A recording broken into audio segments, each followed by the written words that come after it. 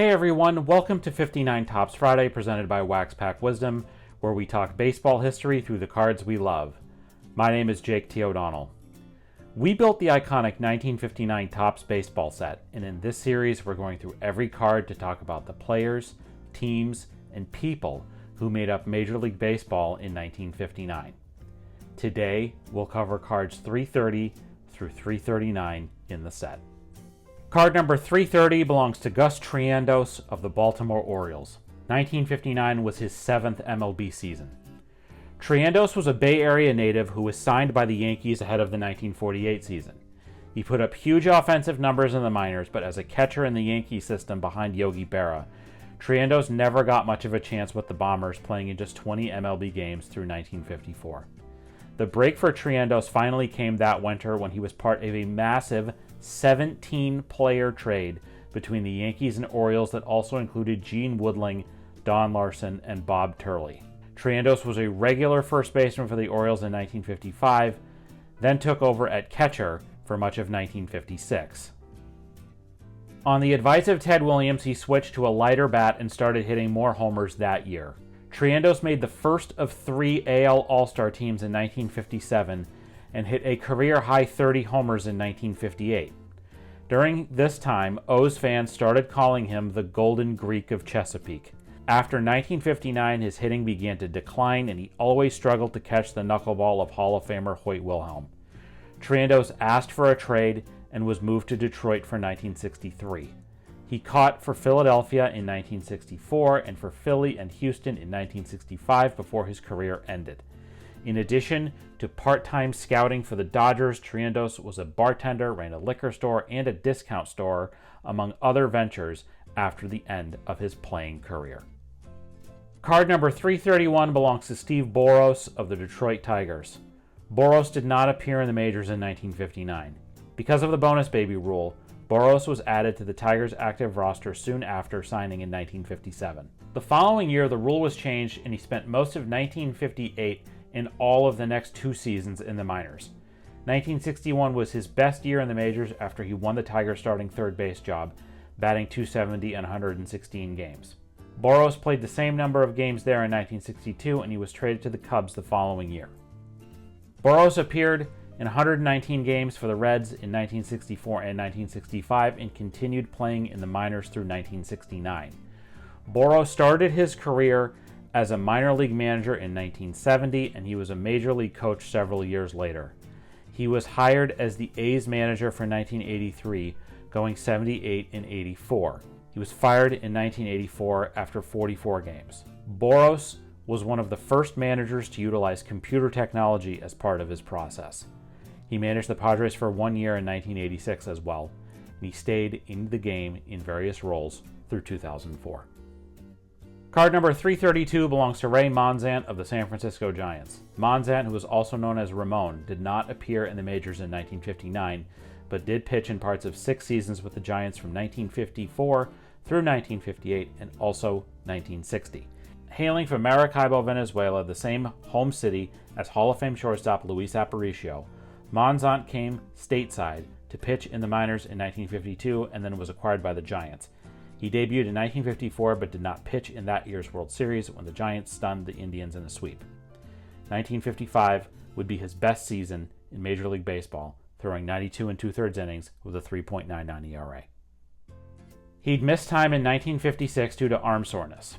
Monzant pitched solidly in the Giants' first year in San Francisco in 1958, tossing a career high of 150 2/3 innings. But Monzant's arm soreness returned, and he retired from baseball in 1959. However, he returned to the Giants in 1960, pitching in just 1 big league game and otherwise appearing for their AAA affiliate in Tacoma.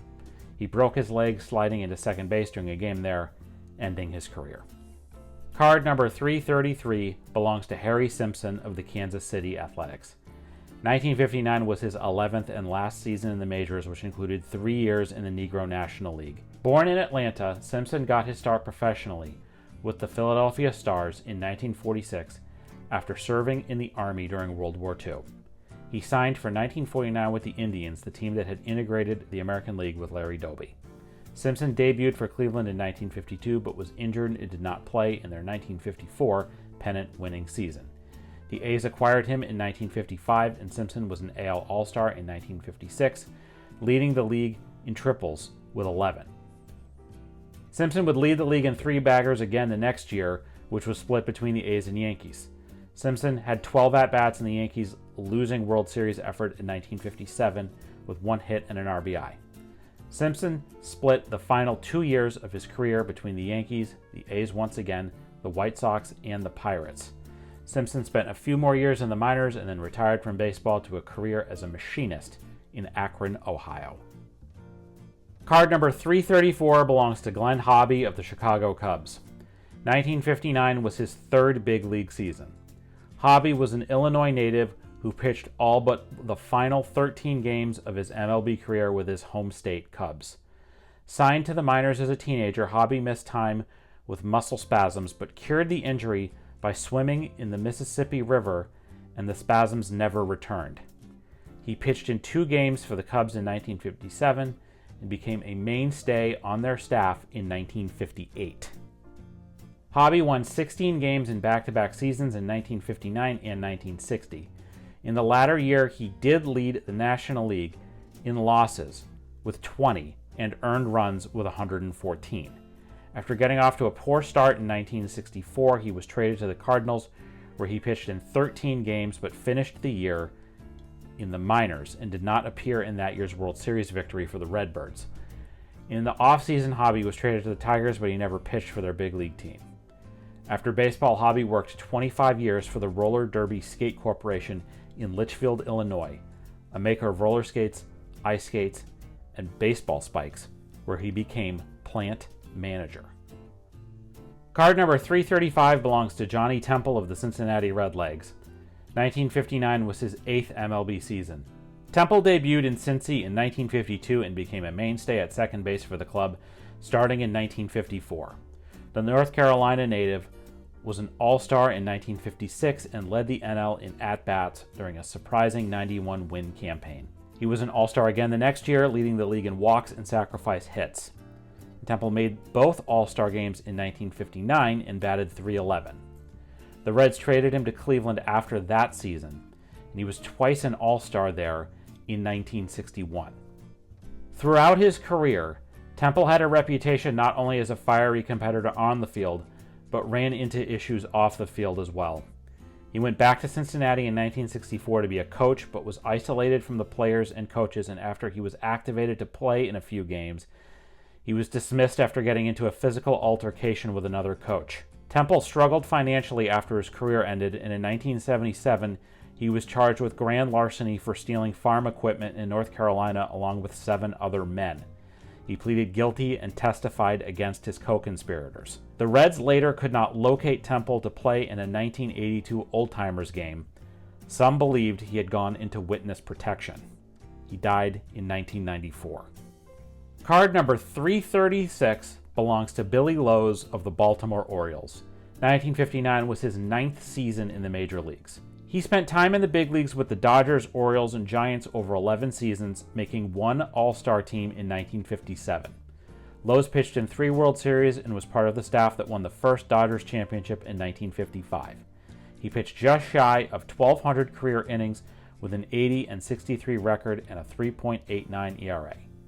But in his time, Loes was just as notable for the things he said off the field as his pitching on it. During the 1952 World Series, he was asked to clarify comments that he said his Dodgers would lose to the Yankees in 6 games. In response, he said, quote, "I never told the guy the Yanks would win it in 6. I said they'd win it in 7, close quote. After a balk and a misplay in the field during Game 6 of that series, Loes claimed his failures were due to the sun being in his eyes. Loes once said he didn't want to win 20 games a year because then the Dodgers ownership would expect it and cut his salary if he didn't do it. On the subject of money, Loes once said, quote, "The only thing I like about baseball is the salary," close quote. Loes' quirky nature is reflected in an oddity tied to his 1959 Topps card. On April 1st, 1959, the Orioles traded the sore-armed Loes to the Senators, but the commissioner's office voided the trade a week later due to his injury. Nonetheless, Topps issued an updated Loes card with a traded statement on the back even though the trade technically never happened.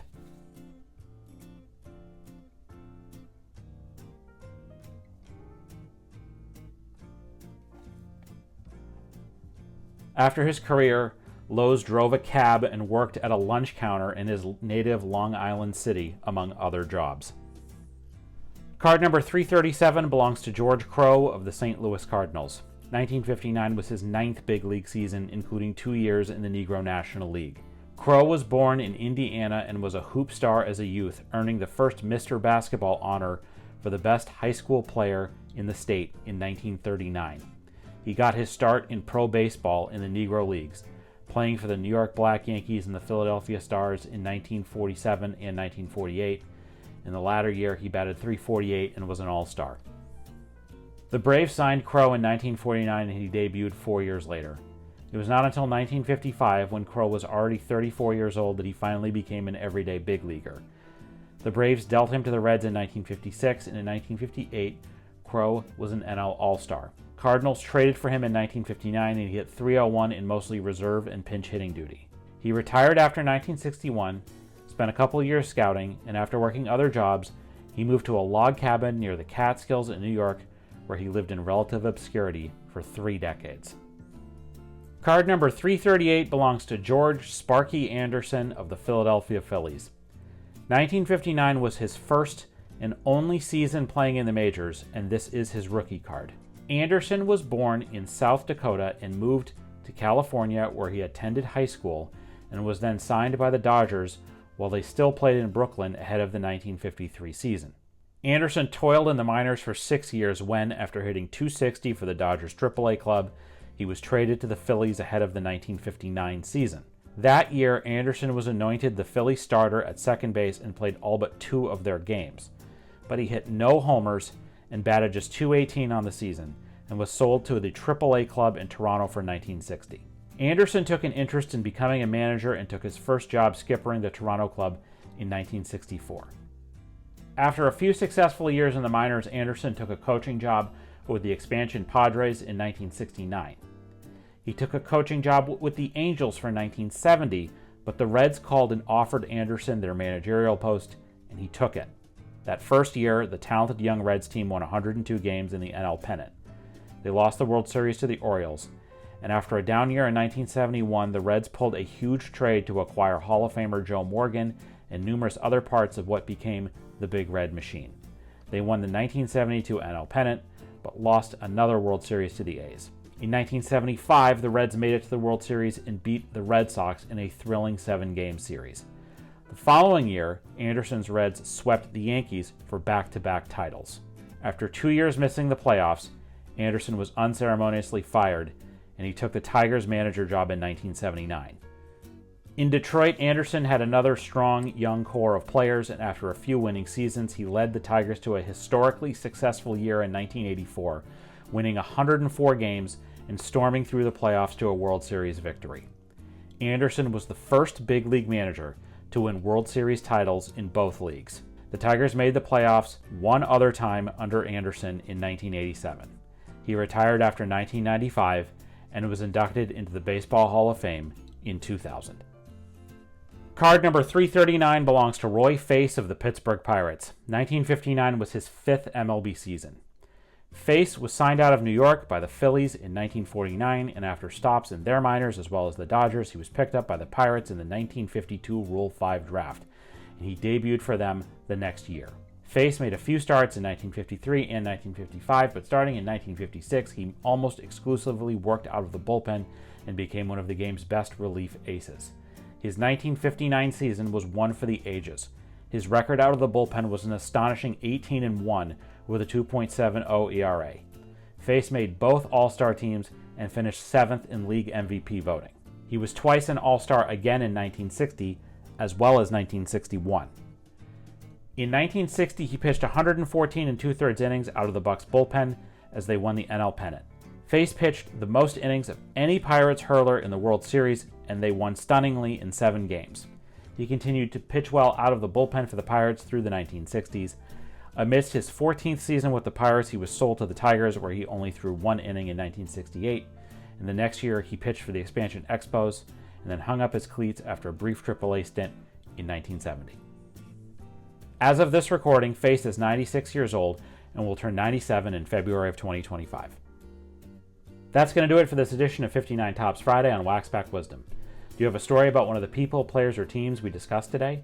Let us know in the comments. We'd love to hear it. If you enjoyed this video, please give it a like and subscribe to our channel so you don't miss any of our Waxpack Wisdom content.